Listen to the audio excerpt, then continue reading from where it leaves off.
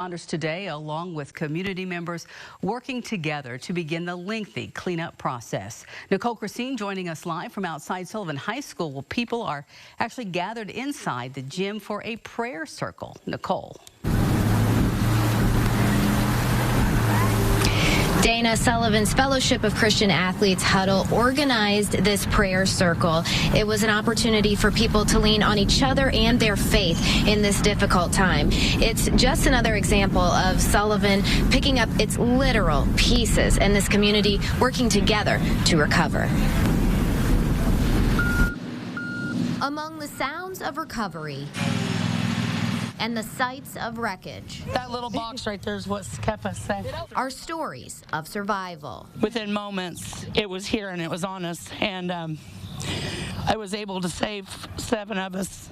Kimberly Cooksey made it home within 15 minutes of Friday's tornado hitting her Sullivan neighborhood and made it to her daughter's home behind her own, where her family took shelter in a bathroom. The bathroom right behind us is the only thing that kept us alive. My mom, I begged for her to wrap her arms around us.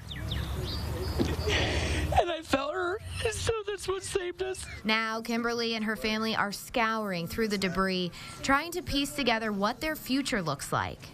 This is the case for many families affected by the deadly tornado, and Sullivan Mayor Clint Lamb says residents are encouraged to look over their properties, but wants other volunteers to be conscious and respectful of items they may find. Be careful what you throw away. What looks like junk to you, what looks like has been damaged. We have some families that have been concerned. Maybe they have some valuables that they felt were valuables, or some sentimental belongings that they wanted to go through that, quite frankly, have already kind of been picked up. Mayor Lamb also applauded the outreach from across the state and across state lines, but did say there is a limit to the donations they can currently accommodate. To be quite frank with you, we no longer need supplies and perishable foods at this time. We have truckloads and truckloads that have already come in, truckloads that are continuing to come in. For those who want to volunteer and anyone in need, the Sullivan Civic Center is a great place to go. That anything that they need, they can come here to get. We've got everything from canned goods to dry goods, personal hygiene items, clothing, kids' toys, car seats, anything they need, tarps for the homes. Come on down. Sources of light. There's a lot down there. So. After the dark that don't go unnoticed. Oh, it's amazing to feel so helpless and traumatized and devastated is an understatement, and the community and surrounding areas have been amazing.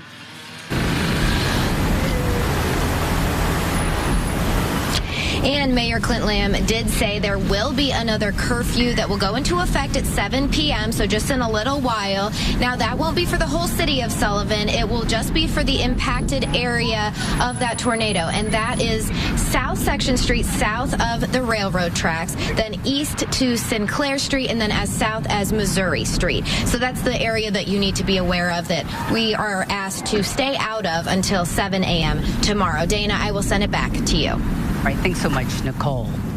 Well, thanks again. And the Sullivan Sheriff's Office says donations can be made to the victims of the tornado there at the Civic Center, 344 North Main Street. You might ask them, though, exactly what they need. As you heard the mayor say, they do have a lot of stuff already. If you are, though, looking to volunteer time or resources, you're asked to contact the Sullivan County Emergency Operations Center. Now, that number, 812-268-6257. And the Sullivan County EMA has coordinated multiple resources to help those impacted. A shelter remains open, as you heard. It's at Abundant Grace House of Prayer. That's located behind the Walmart there in Sullivan. For more information, just go to our website.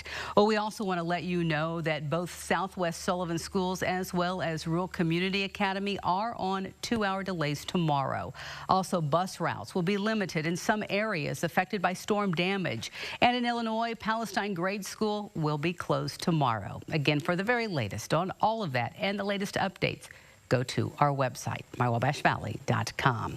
All right, now we head over to Crawford County, Illinois. As you know, it too so severely impacted by this tornado. Illinois Governor J.B. Pritzker addressed residents this afternoon. Will Price joins us with more on the next steps for that community. Will.